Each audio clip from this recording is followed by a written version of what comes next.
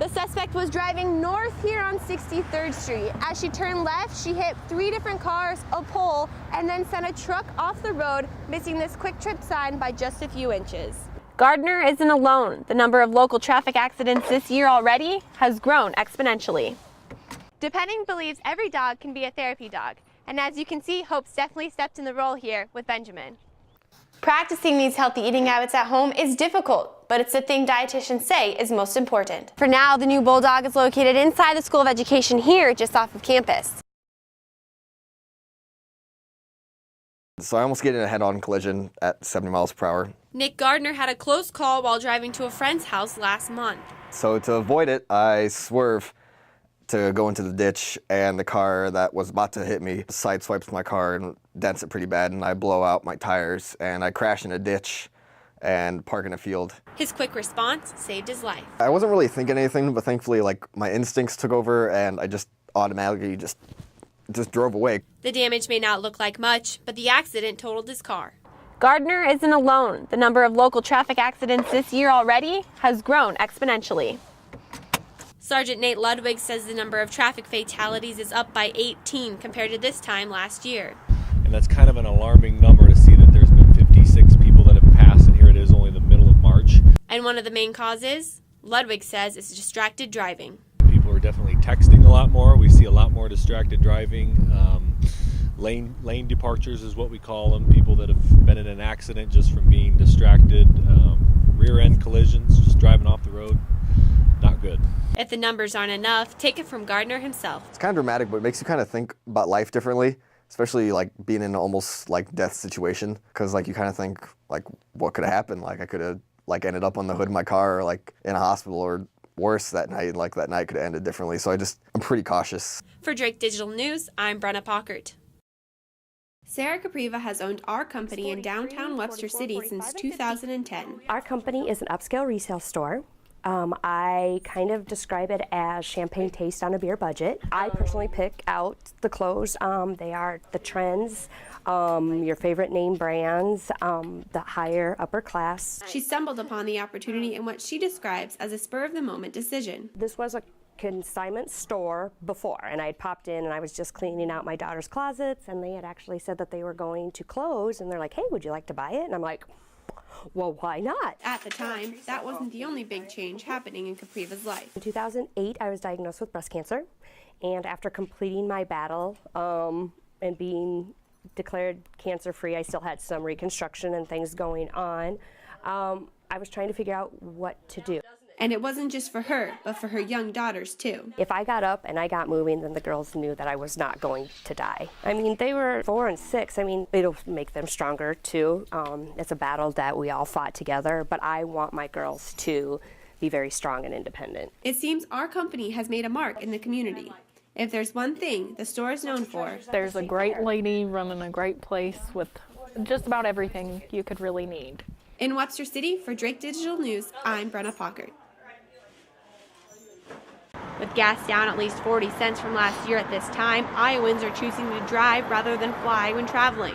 A recent AAA consumer poll shows that 68% of Iowa drivers plan to take a trip 50 miles or more away in the next few months. Heidi Vonderberg drove to Virginia Beach for spring break instead of flying and says she saved money.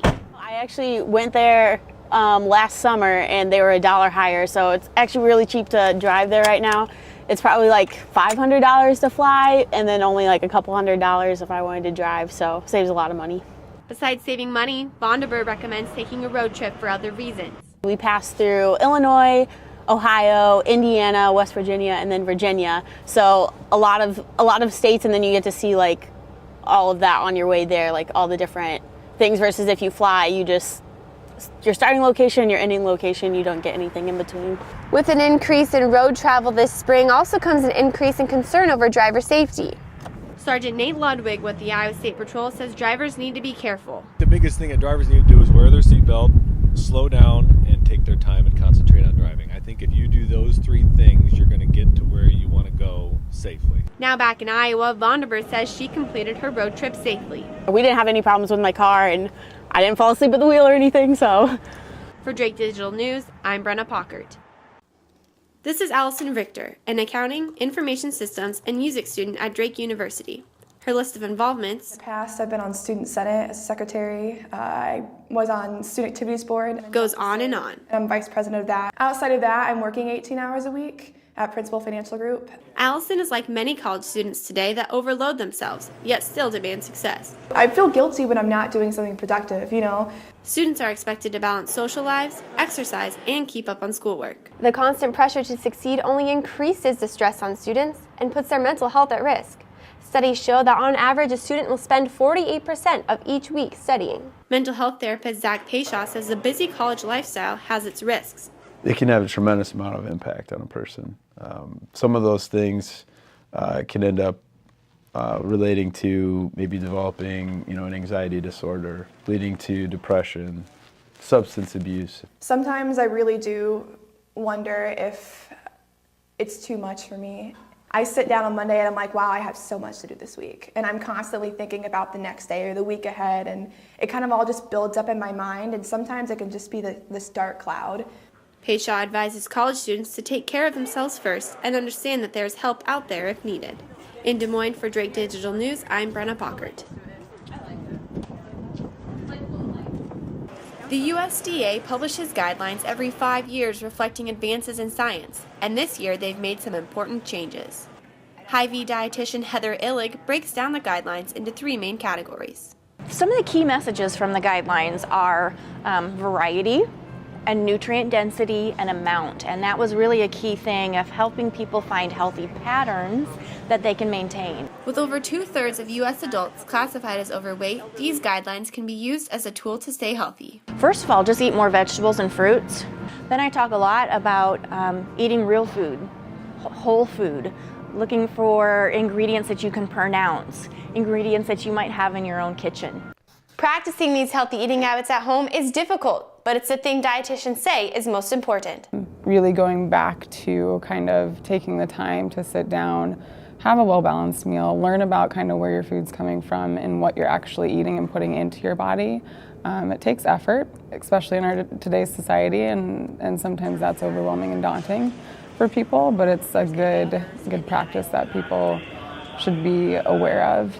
Picking up a range of colored fruits and vegetables from the grocery store, switching over to whole foods, and limiting calories from added sugars are easy steps clinical dietitian Katie Paulson recommends. A lot of it's kind of reinforcing some of the things that have already been said, only some of it's making it more prominent. For Drake Digital News, I'm Brenna Paukert.